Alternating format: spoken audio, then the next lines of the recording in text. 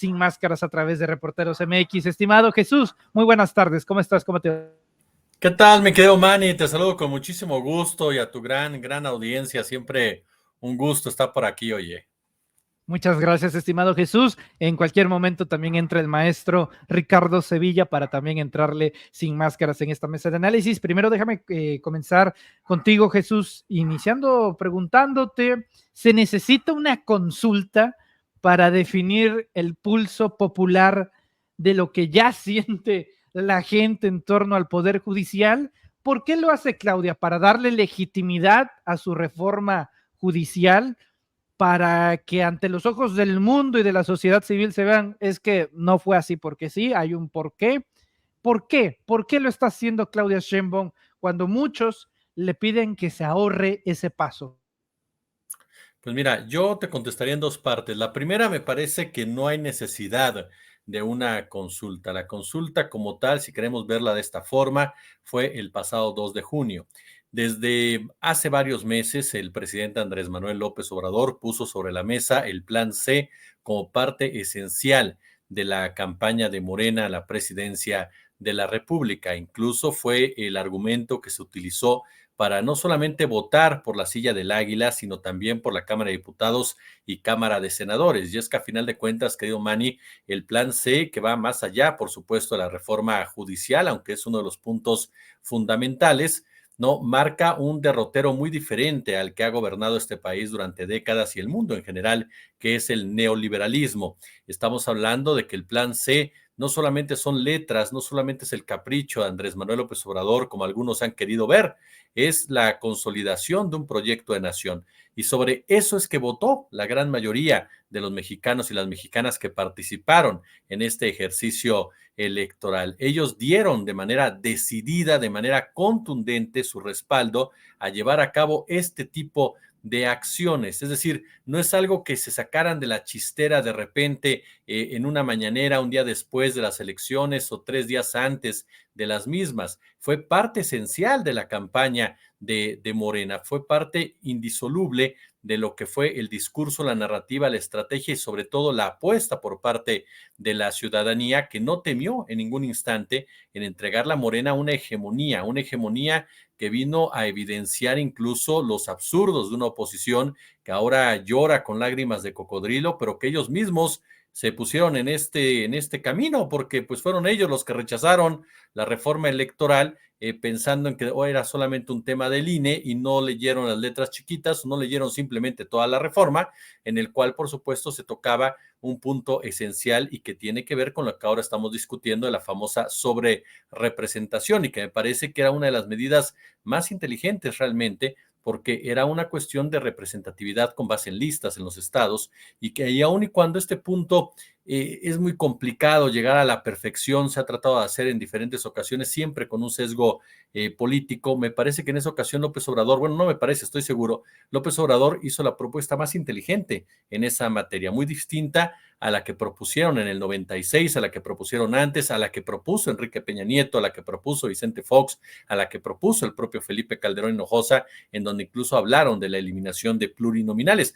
Y me atrevería a decirte, creo que es mejor esa propuesta que la que en este momento incluso sostiene la propia doctora Claudia Sheinbaum. Pero la oposición paradójicamente es víctima de sus propios errores. De ahí me parece que queda claro que la ciudadanía apoyó el Plan C y está de acuerdo con el Plan C. Otra cosa, por supuesto, en el caso concreto de la reforma judicial, que es parte de ese menú y que fue parte de ese apoyo decidido por parte de la gente, tiene que ver con explicarla, con profundizarla, con hacerla llegar a todos los sectores para que la gente esté perfectamente clara de qué es lo que se va a hacer y cómo se va a hacer. A mí me parece que ahí entran las formas, las maneras de gobernar, las maneras de ver cómo se deben de aplicar este tipo de circunstancias. Por un lado, Andrés Manuel López Obrador nos señaló durante todo este sexenio, no se le mueve ni una coma. Por el otro, Arturo Saldívar dice, pues estamos dispuestos a ajustar en donde tenga que ajustar. A final de cuentas, aquí lo que importa, creo, Manny, es que la reforma judicial responda a las necesidades de un sector que sí o sí tiene que ser reformado. Es decir, el Poder Judicial, el sistema de justicia completo, se tiene que reformar. Yo no entiendo por qué estas personas nos dicen Pero a que ver, no se... Jesús, antes de pasar, perdón por la interrupción, antes de pasar a esa parte del análisis de que evidentemente se tiene que reformar gran parte del Poder Judicial, ahí también nos damos cuenta de que hay, como tú bien lo mencionas, dos estilos totalmente diferentes. Y aquí, pues no es una preocupación, pero sí lo resalto. A mucha gente le gusta el estilo del presidente López Obrador, ni una coma, que vaya así Ujú. tal cual. Y no sé si esa mucha gente, esa mayoría de la población, esté lista para adaptarse a este nuevo otro estilo, al cual es más proclive Claudia de, pues vamos a ver si puede una pequeña modificación por acá, vamos a quitarle esto aquí, ponerlo acá, pues ya sabes, pequeños cortes que en sustancia la esencia seguiría siendo la misma, pero con algunos pequeñitos bemoles. ¿Tú crees que la población pueda ser receptiva con ese tipo de estilo de o va todo, todo o nada? Mira, a mí me parece que la gente dio un mandato. La gente dijo, yo voy por esto. Sí creo que debemos de comprender también que en este escenario en el que se está viviendo como tal, se tiene que manejar las cosas con sagacidad política, se tiene que manejar con inteligencia política. Yo estoy convencido que mientras no se toque la esencia como tal de la reforma, que es muy clara, querido Manny, que es un cambio sí o sí de esos paradigmas como tales, ¿no? Que es desde fortalecer defensorías públicas, desde elegir a los magistrados e integrantes de la Suprema Corte de Justicia por la vía popular, desde que es, por supuesto, limpiar el Consejo de la Judicatura, de que se vuelva mucho más transparente, que se democratice como tal y que se logre su consolidación como un verdadero poder al servicio de las mayorías, la forma tal vez no importe tanto en esta discusión, sobre todo en un momento en que los poderes fácticos intentan presionar al gobierno entrante con sus movimientos en la Bolsa Mexicana de Valores, en los mercados en general. Claudia Sheinbaum yo no creo que esté cediendo hasta el momento un ápice, me parece que solamente está mostrando una manera de cómo va a tratar de hacer ella las cosas, porque a final de cuentas tiene un control del poder legislativo, tiene una hegemonía y lo que no quiere ella, por lo menos lo que yo he entendido tanto de ella como de su gente más cercana, caso Arturo Saldívar, caso Juan Ramón de la Fuente y demás, es parecer autoritaria. Yo lo que creo es que Claudia Sheinbaum lo que no debe de perder jamás de vista, querido, es que la gente le dio un mandato, la gente la apoyó al 100% y la gente confía en que esas reformas se van a llevar a cabo en beneficio precisamente de las minorías. No creo que Claudia tuviera que parecerse a Andrés Manuel o algo por el estilo, pero sí creo que a final de cuentas de que se tienen que aprobar, se tienen que aprobar y se tienen que aprobar en el menor tiempo posible. ¿Para qué? Para que realmente se pueda dando una consolidación en los siguientes pasos. Es como, por ejemplo, cuando se ponía sobre la mesa el tema del impuesto a los ricos. Es necesario llevar a cabo el impuesto a los ricos como tal. Sin embargo, si no tienes una reforma judicial antes, pues te van a aplicar un lawfare si el Poder Judicial continúa bajo el control de los hombres y mujeres del dinero. Entonces, sí me parece que se tendrá que ir conforme a cada uno de los escenarios y de esta manera confiar en que se va a consolidar un proyecto de nación. Yo le pediría a la gente, claro, la gente lo que tiene todo el derecho a decir, a ver, a mí lo que me importa es que ya la aprueben en septiembre. ¿Por qué? Porque a mí me dijeron que la iban a aprobar, a mí me prometieron que la iban a aprobar y por lo tanto yo estoy convencida que así debe de ser. Y también hay que entender que es la manera de hacer las cosas de Claudia Sheinbaum. Ahora, yo te lo comentaba al principio, para mí es un hecho, el mandato está muy claro y no tiene que haber zigzagueos, no tiene que haber dudas, no tiene que haber temores y tienen que haber decisiones muy claras que lleven a cabo la consolidación sí o sí de esas reformas, porque de otra manera, pues estaríamos en una situación bastante complicada. Sobre todo, mira, hay un factor aquí que es muy importante para mí y que yo no sé si estoy en lo correcto, incluso la audiencia nos ayudaría a entenderlo mejor. Es, yo no creo que Claudia tenga que debatir o tenga que negociar en ningún momento desde un punto de vista de ceder hacia poderes fácticos. Es decir, no creo que sea sano, y no estoy diciendo que se esté haciendo, pero solamente para ejemplificar, que se pudiera ceder en partes esenciales, por ejemplo, esa reforma, como es elegir a los integrantes de la Suprema Corte de Justicia por voto popular. Creo que ese tipo de puntos son en los que no se puede ceder para nada, pero para nada. No se puede ceder en el combate a la opacidad del Poder Judicial. No se puede ceder en ningún sentido, por supuesto, en el tema de las defensorías públicas. No se puede ceder, pero para nada tampoco en lo que tiene que ser en la conformación del Consejo de la Judicatura.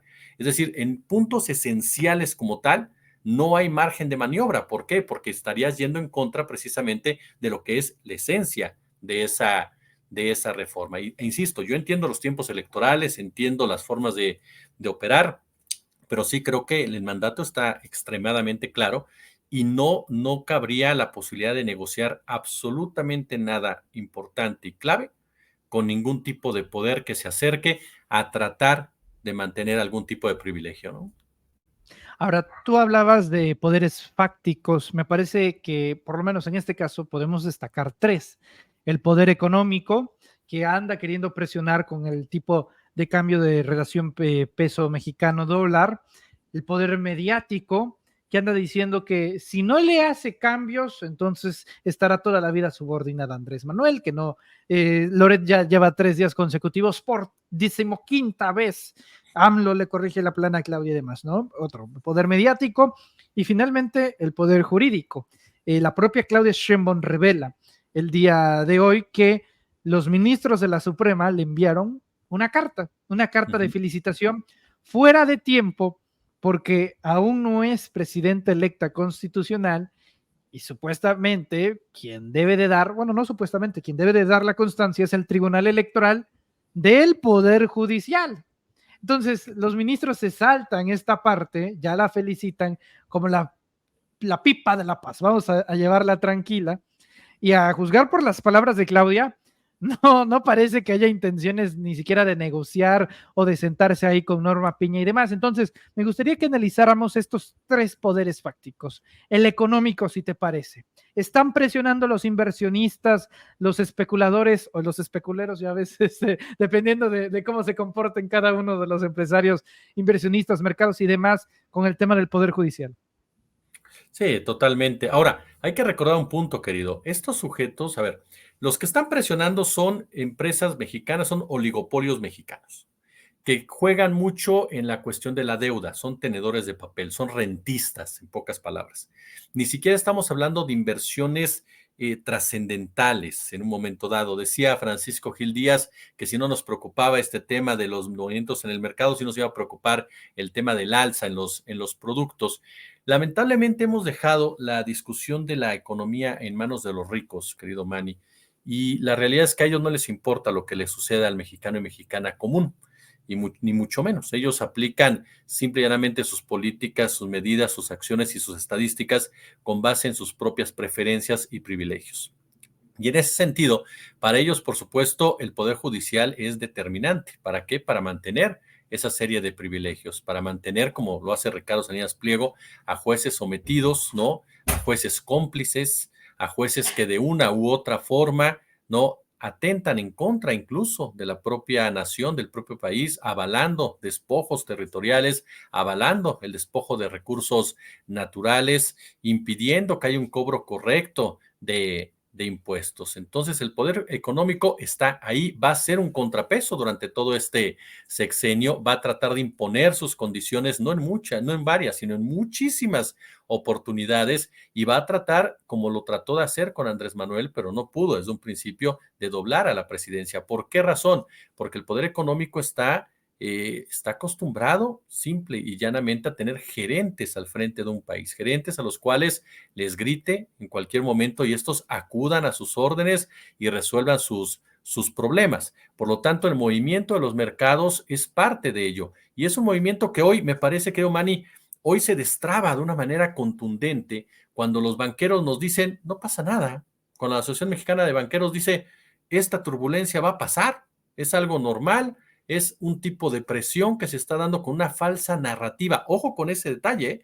Lo da a conocer incluso Citibanamex, si no recuerdo, si no mal recuerdo, que señala, es una falsa narrativa, ¿no? Alrededor precisamente de un poder judicial. Es decir, estamos hablando de gente que acostumbra a generar inestabilidad y ese es el tipo de comportamiento que están teniendo. De ahí me parece también que las actitudes que ha tenido Sheinbaum para mí han sido correctas en el manejo de esta discusión. ¿Por qué? Una, El sentarse con la gente de BlackRock, el sentarse con la gente, por supuesto, de otros ámbitos financieros, el hablar con la gente del Fondo Monetario Internacional, yo no creo que sea un aspecto de sometimiento como se quiso vender por parte de algún sector. A mí me parece que es un mensaje precisamente a inversionistas de decir, a ver, nosotros no vamos a ejecutar las cosas de manera draconiana, no vamos a caer en la exageración, no vamos a caer en el abuso, vamos a hacer las cosas conforme a la ley, conforme a derecho. Incluso sus palabras fueron tajantes en ese sentido, ¿no? Cuando habló de respetar el Estado de Derecho para los inversionistas, pero mandando mensajes muy claros. Ahorita que mencionabas lo del Poder Judicial, a mí me encantó cuando estaba escuchando ahorita antes de entrar al aire, la respuesta es clara y contundente, ¿no? O sea, les voy a decir que el tribunal no me ha reconocido. Entonces me queda claro que Claudia Sheinbaum no quiere ningún tipo de pacto con el Poder Judicial y mucho menos con Norma Piña, porque Norma Piña, como bien lo dijo el maestro Fabricio Mejía, una cosa es biología y otra cosa es ideología. La llegada de Norma Piña a la Suprema Corte de Justicia, por mucho que sea la primera mujer en encabezarla, no cambió absolutamente nada, incluso profundizó la podredumbre de este Poder Judicial, mientras que en el caso de Claudia Sheinbaum sí estamos hablando de que al ir por el plan C puede modificar todo un sistema. Entonces, por supuesto que el Poder Judicial ahí va a estar, ahí está, pero hay un detalle, con esto concluyo en este punto, querido Manny. El Poder Judicial no es todo el Poder Judicial. Hay que recordar, pero el poder económico no es todo el poder económico. Hay un grupo como tal, pero hay otro grupo que trabajó muy bien con López Obrador. Ahí están los mismos banqueros que consideran que la relación con Morena no es tan preocupante como lo está dictando el otro grupo. Entonces, al no ir ni siquiera de manera uniforme, van perdiendo conforme va pasando el tiempo esa forma de presionar en un mismo escenario. Claro, habrá que verlos en otros temas más sensibles, como puede ser la reforma de las 40 horas, como puede ser el tema de la minería a cielo abierto, que ahí unificas a otros grupos que hoy por hoy se han mantenido lejanos de toda esta discusión, ¿no? Correcto. De otra manera, tampoco habría salido Carlos Slim a dar un paseo por el Museo Por Sumaya ejemplo. con Claudia Sheinbaum. Permíteme darle también la bienvenida en estos momentos a otro maestro periodista, al maestro Ricardo Sevilla Gutiérrez, al cual le envío un fuerte abrazo. Ricardo Sevilla, un fuerte abrazo. ¿Cómo estás? Fuerte abrazo, bien recibido y plenamente correspondido. Manuel, Jesús, qué gusto coincidir. Pues aquí estamos listos para abordar el tema desde cualquier flanco que se pueda abordar y siempre reconociendo nuestras fallas, porque ya ves que ahí en la derecha todos son muy sabiondos, como diría el presidente López Obrador. Nosotros tenemos nuestras fallas, nuestros hierros y nuestras ausencias intelectuales, pero aquí estamos con muchísimo gusto para participar. Todos son muy impolutos, sobre todo en Atypical TV, que hay, bueno, pues cada quien se encuentra con ciertas joyas. Estábamos planteando, Ricardo, cómo la reforma judicial está tratando de ser presionada por diferentes aspectos. Ya hablaba Jesús del poder económico, te quiero plantear el poder mediático. Varios se han desatado en una ola de machismo y misoginia contra Claudia Sheinbaum, algunos cartonistas de plano en desacato total, escudándose en libertad de expresión, deshumanizando a Claudia Sheinbaum, poniéndola como una mascota y demás. Y analistas diciendo, bueno, es que la sobrerepresentación de Morena podría causar estragos y demás, ¿no? Como si ellos no estuvieran sobrerepresentados en los medios de comunicación y por demás. Tú ya lo has visto en diferentes medios. Preguntarte si es nada más un asunto ocasional o lo que estaremos viendo en los próximos 6 años. Lo estaremos viendo por lo menos hasta que pase esta reforma, este proyecto de reforma. Todavía no es una reforma, se escribe en los medios de comunicación con minúscula, por lo menos así se debió haber escrito. Y bueno, los ministros, como bien planteaba Jesús, lo escuchaba atentamente, quieren hacer las paces con Claudia Sheinbaum, pero desde mi punto de vista tampoco es posible. Quieren limar asperezas con quien será la próxima jefa del Ejecutivo, pero tampoco será posible y no será posible, Manuel, porque la reforma al Poder Judicial continuará tal como ha sido proyectada, una reforma, por cierto, sumamente necesaria y urgente, y aquí hacemos un llamado a la oposición o a esos críticos ocasionales que no la han leído, que no han tenido la paciencia o no han querido darle una leidita, que tiene aspectos muy, muy interesantes e insisto, necesarios y urgentes. Dicen que los ministros y magistrados y jueces de circuito están preocupados. Sí, sí están preocupados, desde luego que están preocupados, desde luego que están inquietos, y se entiende esta inquietud porque el Poder Judicial ve un futuro aciago. Al observarlo, ellos se dan cuenta de que el futuro cercano es un futuro fosco, digamos de esa manera, y lo es porque vendrán cambios, y esos cambios vendrán pronto. Son cambios que ellos no quieren, a los que se han opuesto, cambios a los que se han resistido, y es que el anuncio del presidente López Obrador hoy, por ejemplo, en la conferencia presidencial mañanera, que ya comienza a extrañarse, de que la reforma judicial podría aprobarse en su sexenio, antes de septiembre o en septiembre, sin duda le cayó como una granada de fragmentación a los críticos de esta reforma. De ahí que la mayoría de los ministros, ministras, magistrados y jueces estén temblando como hojas en otoño. Temen con toda su alma a esos cambios que se avecinan. Y uno se pregunta, ¿por qué temblarán? ¿Por qué se les nota tan medrosos, tan cabizbajos? ¿Acaso no están conscientes de que esos cambios que se proponen benefician al pueblo de México? Y la respuesta es categórica y dolorosa. Sí lo saben, pero no les importa y tampoco les interesa. Y es que desde hace sexenios el Poder Judicial se ha vuelto narcisista, ha mirado su sombra, ha mirado sus perfiles en el espejo ante una pared, y sus representantes se han volcado sobre sí mismos. En los medios de comunicación de la derecha, como bien apuntas, que es donde se defiende la visión de la derecha corporativa, vemos mesas de análisis y de debate discutiendo narcisistamente, apasionadamente, o por lo menos de una manera fingida, sobre este tema. Pero son discusiones fingidas, sus preocupaciones son impostadas. Lamentablemente, detrás de cada una de estas supuestas defensas asoman los intereses individuales de los supuestos impartidores de justicia. Se sabe incluso en los mentideros políticos que hay magistrados y magistradas que han pagado a boletineros y chayoteros para que defiendan impúdicamente su causa. Y uno se preguntará, tocado este punto, ¿cuál es esa causa? Y la respuesta también es completamente nítida: seguir viviendo de las millonarias prerrogativas que a lo largo de esos sexenios neoliberales estos personajes han obtenido. Y yo me pregunto, también tocado este momento, ¿será necesario continuar documentando con datos duros, con periodismo de investigación, la ofensiva cantidad de prestaciones que tienen en el Poder Judicial? El pueblo de México está muy politizado y sabe y alza la voz y dice, bueno, ¿por qué esos sueldos millonarios de estos supuestos impartidores de justicia? ¿Por qué tan altos? ¿Será necesario recordar que los sueldos de estos impartidores de justicia son más altos que el del propio presidente de la República? Eso parece haberse ya difuminado ante la batahola de sucesos que estos personajes han impuesto en la mesa de discusión. Sueldos que, dicho sea de paso, son mayores a los que recibe no solamente el presidente de México, sino otros mandatarios en otras partes del mundo. ¿Será necesario mencionar los aguinaldos exagerados, las altísimas primas vacacionales que reciben, el anodino fondo para los egregios juzgadores que comen en restaurantes, no cualquier restaurante, no en fondas, sino en restaurantes de lujo? Ahí hay muchísimas respuestas, pero este tipo de minucias para ellos, para estos impartidores de justicia, parece no importarles. Me refiero a impartidores de justicia porque son ministros de la Suprema Corte de Justicia, son magistrados del Tribunal Electoral del Poder Judicial de la Federación, son jueces de distrito. Es el Poder Judicial en todo su esplendor, un Poder Judicial que, hay que decirlo, está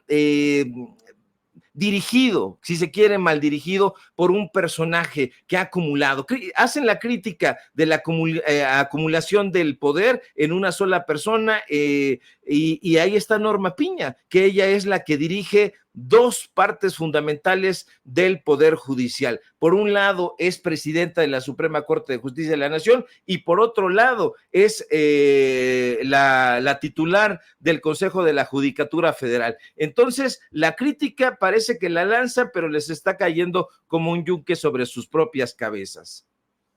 Muchas gracias, Ricardo. Me gustaría pasar a otro tema que es con los de enfrente.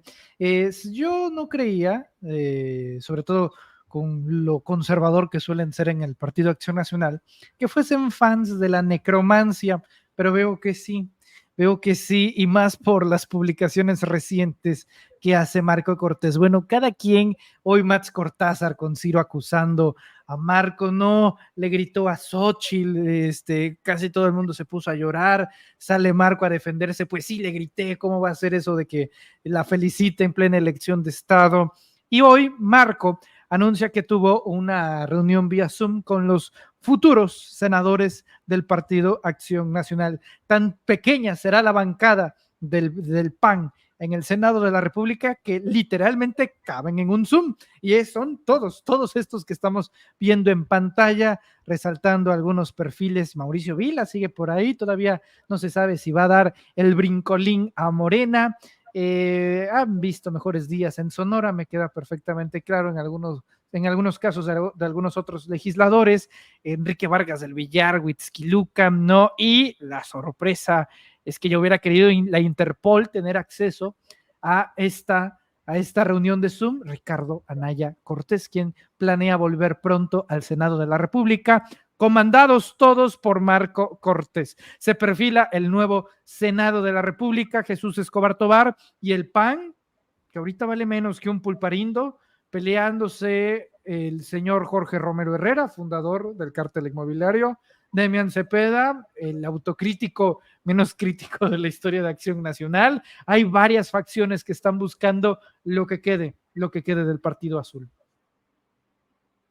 Micrófono, querido Jesús.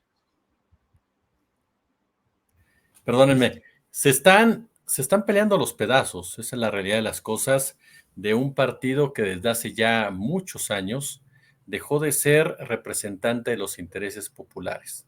Si ya desde su nacimiento el PAN se fingió como una alternancia opositora, como un partido preocupado por las buenas costumbres, ya a partir de la década de los 80s, con la penetración del neoliberalismo, ¿no?, se convirtió en una parodia de sí mismo. Se convirtió en un partido que no tuvo ningún tipo de reparo, ningún tipo de límite para normalizar los despojos, para normalizar los abusos, para normalizar incluso la famosa necropolítica como una forma de administrar y gobernar un país. El mejor ejemplo lo tuvo un propio panista, Felipe Calderón Hinojosa.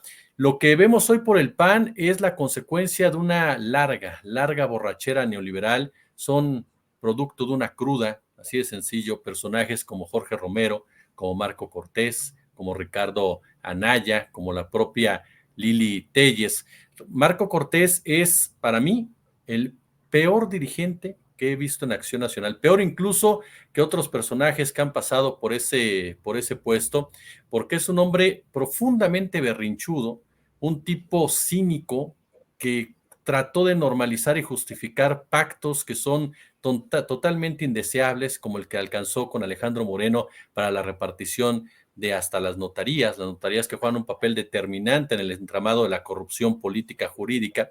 Y Marco Cortés se mostró como lo que es, un tipo sumamente limitado como estratega político, un tipo que le gusta aparentar frente a las cámaras, un tipo que representa como nadie a esa banalidad tan peligrosa precisamente porque tiene acceso a los recursos, pero una banalidad para la cual las mayorías son desechables, para la cual acabar con la pobreza es acabar con los pobres criminalizándolos. Y va de la mano con alguien como Jorge Romero, este famoso líder de los Quintos, anteriormente conocidos como los Oceans, y que sí, han sabido sobreponerse y sobrevivir a todas las hecatombes panistas, desde la caída de Josefina Vázquez Mota, por supuesto la derrota de Ricardo Anaya, del sonriente Ricardo Anaya, y ahora por supuesto el caso concreto de Xóchitl Gálvez. Han sabido operar en su bastión, en la Benito Juárez, han sabido apoyar en la Miguel Hidalgo, han sabido extenderse hacia la Cuauhtémoc, pero me parece que la llegada de Jorge Romero a la dirigencia nacional del PAN sería algo muy similar a lo que está viviendo el PRI con Alejandro Moreno. Estaríamos frente a su enterrador en todos los aspectos, porque lo único que estarían haciendo es consolidar la llegada de verdaderos gángsters a la política en toda su extensión de la palabra, ya sin ningún tipo de recoveco, sin ningún tipo de limitante. Para mí el Partido Acción Nacional se juega efectivamente su futuro, pero sobre todo se juega algo más importante en todos los sentidos y que tiene que ver con su propia esencia. ¿Hacia dónde va el PAN? ¿Se va a mantener como un partido mentiroso, como un partido tramposo, como un partido alejado completamente de las mayorías? ¿Va a tratar de convertirse en realidad en una oposición seria, más allá de la constante estridencia que manifestó durante todo este tiempo, más allá de que haya sido capaz de estar pagando millones y millones y millones de dólares, de pesos para crear la guerra sucia? Sí, hoy Max Cortázar nos muestra lo que durante varios meses estuvieron repitiendo varios analistas, las diferencias sustanciales y profundas al interior de un equipo de campaña que tenía una estrategia llena de ocurrencias, en donde Marco Cortés y Alejandro Moreno, dice lacónicamente el señor Max Cortázar, pues se quedaron con la lana, ¿no? Porque salían más ellos en los spots que los candidatos. ¿Para qué? Si a final de cuentas ya habían garantizado lo que era su permanencia en el poder legislativo. No tendría ni caso que lo hubieran hecho. Para mí es muy claro. Para mí lo que hicieron es jamás confiar en una candidata que desde un principio sabían perfectamente que no era competitiva. Xóchitl Gálvez ni siquiera fue ese fenómeno intermitente que trataron de vendernos algunos medios de comunicación, y tanto lo sabía Marco Cortés como Alejandro Moreno que no les interesó invertir en esa figura. A mí me queda muy claro que el Partido Acción Nacional está viviendo una de sus peores etapas, y lo va a profundizar si llega gente como Jorge Romero al timón. Pero sobre todo me queda claro que esta última discusión entre Max Cortázar y Marco Cortés muestra las fracturas tan profundas que hay. Y como siempre lo hemos dicho y en otras oportunidades, querido Manny, a final de cuentas, querido Ricardo, a final de cuentas, cuando el barco se une, las ratas brincan. Y en este caso estamos viendo unas ratotas de este tamaño que intentan llegar al otro lado. Entonces, a ver en qué termina todo esto, porque ojo con aquello, ya Marco Cortés, Javier Lozano, Gil Swart, y bueno, por supuesto, nuestro queridísimo y siempre amable personaje llamado Felipe Calderón, pues ya se definen como la resistencia, ¿no? O sea, ya son la resistencia. Entonces, si así está la resistencia, no quiero ver a la liga, ¿no? Resistencia que calienta el agua, ¿no? Pues mira, yo la realidad de las cosas es que hoy por hoy no entiendo, muchas veces yo no entiendo qué quiere decir Javier Lozano. O sea, cuando Javier Lozano yo realmente me entra el fenómeno Homero Simpson y parece que es bla, bla, bla, bla, mentada de madre. Y en el caso de Gil Swart, se mostró, sí, autocrítico al principio, lo mismo que Germán Martínez, pero jamás podemos dejar de lado los intereses que representa Gil Swart. ¿Quién es Gil Swart y quiénes están detrás de Gil Swart? Entonces, tendremos que ser muy claros en este caso de este lado de la moneda para señalar a una derecha que va a tratar de convertirse en un obstáculo, pero no desde el aspecto institucional, sino desde el aspecto fáctico, ¿no? El barco que se hunde, Ricardo, dice Jesús Escobar, el barco que se hunde, pues sí, pero creo que no es lo mismo hundirse en primera clase en el camarote que con el resto de la población, y que creo quien sacó un buen boleto, sí, en este Titanic, que en alguna ocasión fue bastante poderoso, pero que sigue a la deriva, es Marco Cortés, porque al final de cuentas, él tendrá fuero asegurado.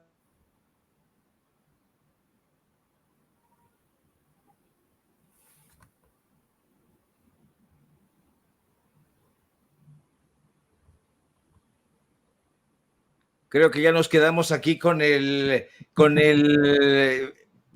barco, mi querido Jesús, así que pues hay que conducirlo como mejor podamos. Adelante, mi querido Ricardo, te escuchábamos a ti con tu opinión respecto a este tema del PAN.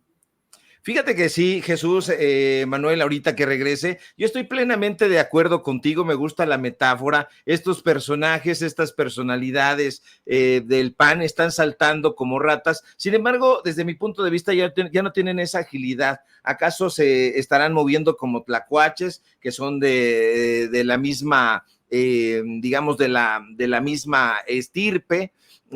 Pero ya están muy pesados y no van a lograr conseguir salvarse desde mi punto de vista. El PAN, la gente lo sabe porque la gente recuerda y hace estas revisiones históricas. Ha tenido, desde mi punto de vista, dos momentos estelares, de septiembre a septiembre de 1939 a 1949. ¿Y cuándo fue eso? El primer presidente de Acción Nacional fue Gómez Morín. En ese momento, él duró 10 años exactamente, por eso decía, de septiembre del 39 a septiembre de 1949, dirigiendo el partido Acción Nacional. Después tiene una etapa más o menos decente con Luis H. Álvarez, es en la década del 70, y posteriormente tienen la oportunidad histórica de poder hacer un cambio. Y esto les llega de la mano, curiosamente, del PRI, cuando Ernesto Zedillo Ponce de León decide jugar a la alternancia, le coloca la banda presidencial a Vicente Fox Quesada, aquel histórico 2 de julio del 2000. Ahí en ese momento tuvo el momento exacto y la oportunidad de poder llevar a cabo una transformación. Sí, una transformación desde hace 24 años Acción Nacional. Tuvo dos oportunidades seguidas, sexenio de Vicente Fox, posteriormente Felipe Calderón, que aunque pertenecía a otro grupo del PAN, tuvo también esa misma posibilidad. No lo aprovecharon, no lo llevaron a cabo, decidieron lanzar por la borda, para seguir con esta metáfora que bien utilizas, mi querido Jesús. Lanzan por la borda las esperanzas de un pueblo de México que estaba harto, que estaba ahito ya del PRI, de ese partido político hegemónico, que ahí sí se ejercía el poder detrás del poder, que había manipuladores, que había grandes titiriteros. No se dieron cuenta que tenían esa posibilidad en sus manos y la derrocharon. Ellos gobernaron, desde mi punto de vista, sobre las bases que sentó el PRI. No descendieron al subsuelo, no se metieron al sótano de la corrupción que imperaba, y solamente hubo este cambio de administración, pero no fue un cambio de modelo político. Ellos insistieron en ejercer las mismas prerrogativas, derrochar, darle contratos a los mismos personajes, tanto a los intelectuales como a los hijos de sus amigos, y en fin, derrocharon esta oportunidad. No la van a volver a tener, porque el pueblo de México tiene memoria, desde mi punto de vista, insisto siempre. Ahora mal, ahora peor. Estos personajes ya han tenido la experiencia y creo que no han revisado la historia de su propio partido político. En 3 ocasiones, un mismo personaje ha dirigido ese partido político con funestos resultados. ¿Quién es ese personaje? Gustavo Madero. Gustavo Madero ha presidido Acción Nacional en 3 ocasiones. No ha logrado nada. Ha habido personajes como Bravo Mena, personajes como el propio Germán Martínez Casares en épocas de Felipe Calderón, que lo tuvieron que sacar prácticamente a rastras y pedirle que renunciara, porque ya había hecho un desastre en ese partido político. ¿Quién denuncia a Calderón? ¿Quién denuncia a Martínez Casares siendo unos jóvenes? Su propio mentor. Un personaje que sí tenía visos de ser un intelectual, que era un personaje que le interesaba bastante la ideología, la narrativa, que iba apoyándose en Gómez Morín. Me refiero a Carlos Castillo Peraza. No. Él es el que los denuncia y él es el que dice: estos personajes, yo abjuro de ser su mentor y prefiero alejarme del ejercicio político y volverme hacia los asuntos intelectuales que lidiar con ellos. Ya en ese momento Castillo Peraza pronosticaba la ruina que iba a ser Acción Nacional. Hoy, como dice Jesús, y yo coincido plenamente, lo único que se están peleando son estas migajas, estos pedazos, estos fragmentos, y lo van rompiendo en esa batalla, y ahí está resquebrajado. ¿Cuál es mi pronóstico? Y no necesito ser un augur para poder verlo de esa manera, porque me parece muy claro, es que va a terminar perdiendo el registro, porque por otro lado, ellos no se han dado cuenta que los organismos políticos tienen la misma particularidad que un organismo vivo. Tienen un inicio, tienen un desarrollo y tienen un fin. Y el fin de Acción Nacional, como ya ha sido el fin del PRD y como va a ser el fin del PRI, prácticamente lo vemos ya dando los últimos estertores, va a ser ese, ya terminó su ciclo de vida, ha sido en algunos momentos, en algunos casos más largo o más corto su vida, pero la gente ha decidido democráticamente, ahora sí, quitarle el registro. No ha sido Morena, no ha sido López Obrador, no ha sido la transformación, ha sido el pueblo de México ejerciendo democráticamente que no quiere votar ni inclinarse por este tipo de opciones. Hoy lo vemos en el mapa teñido prácticamente de guinda, porque ahí hay muchísimo que estudiar. ¿Por qué el presidente López Obrador, todavía presidente en funciones hasta septiembre, tiene esa empatía con la gente? Porque es un modelo a seguir, porque la gente se siente empática con él, porque la gente siente que ha abanderado sus causas, la lucha social, el punto de vista de izquierda, aunque propiamente el presidente López Obrador no ha hablado desde la ideología de izquierda, sí hay estos destellos que hacen que empatice con la izquierda. Entonces, esto Acción Nacional no lo va a ver. ¿Por qué? Porque no lo quiere ver, porque ellos se empeñan en seguir modelando sobre la misma burbuja, y esa burbuja ya estalló y se derramó sobre sus cabezas huecas. Perdón que sea yo tan abrupto, pero desde mi punto de vista no le veo. Si fuera yo un médico, ya declararía in articulo mortis Acción Nacional. Ya no vuelvo a usar nunca más la analogía del barco, porque el barco del internet en Tabasco decidió hundirse categóricamente, pero ya estamos aquí de vuelta. Ya te estaban preguntando si había saltado del barco, oye. No, yo creo que sí, es una moda que se está dando muy seguido en el Partido Acción Nacional y en la avenida Benjamin Franklin, por cierto, también hay en la sede del Partido Revolucionario. Bueno, el ya extinto PRD, ya están liquidando a medio mundo, ojalá no se liquide igual el internet. Ricardo Sevilla, Jesús Escobar, maestros, los dos, les agradezco mucho que estén aquí en esta su casa informativa y expresen sus comentarios, sus ideas, sus análisis. Yo agradecido en el corazón. Jesús Escobar, ¿en dónde lo podemos encontrar en redes, maestro? Hombre, de entrada y antes que otra cosa, un placer, un honor compartir contigo, Manny, con Ricardo. De verdad, saben bien lo que se les respeta a ambos, se les admira. Nos encuentran en nuestra cuenta de X, de Twitter, ahí la tienen usted, @jet14003. Estamos en nuestro canal de YouTube como Jesús Escobar Tobar. Estamos también, por supuesto, en nuestra cuenta de TikTok con el mismo nombre, en donde ustedes cada mañana a las 11, a las 8:30, 21:30, estos dos últimos por la noche, subimos análisis, comentarios precisamente al acontecer nacional, amén, por supuesto, de notas especiales, entrevistas, en fin, pequeños fragmentos del acontecer, de todo lo que está ocurriendo en México y en el mundo para que también estén bien informados. Y como siempre me quedo, Manny, felices de participar contigo en tu canal, en tu espacio, en un espacio tan gustado y que sin duda alguna es un honor para tu servidor. Al contrario, el honor es totalmente mío de estar rodeado de maestros. También es el caso del maestro Ricardo Sevilla. Querido, ¿en dónde te podemos encontrar en redes sociales? Gracias. Antes que otra cosa, me da muchísimo gusto ver que Jesús Escobar y tu servidor, yo creo que estamos en el mismo equipo, porque percibo que la camisa es del mismo color o más o menos ahí, entonces que no se vaya. Esa amarillita. Es amarillita también. Entonces, pues, en memoria, pero no por el PRD, que quede claro. No vayan a decir es de los chuchos y no, nada que ver.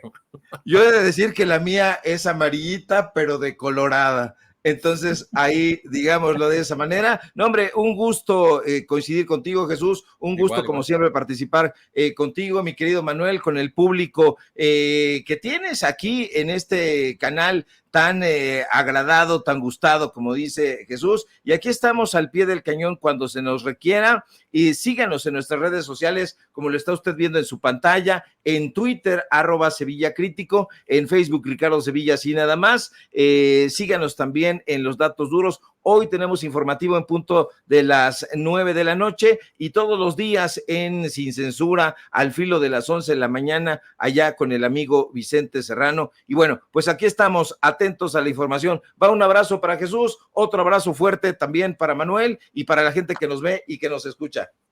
Abrazo más grande que la sede del PRD a los dos. Muchas gracias Jesús, Ricardo, bendiciones y estamos en contacto.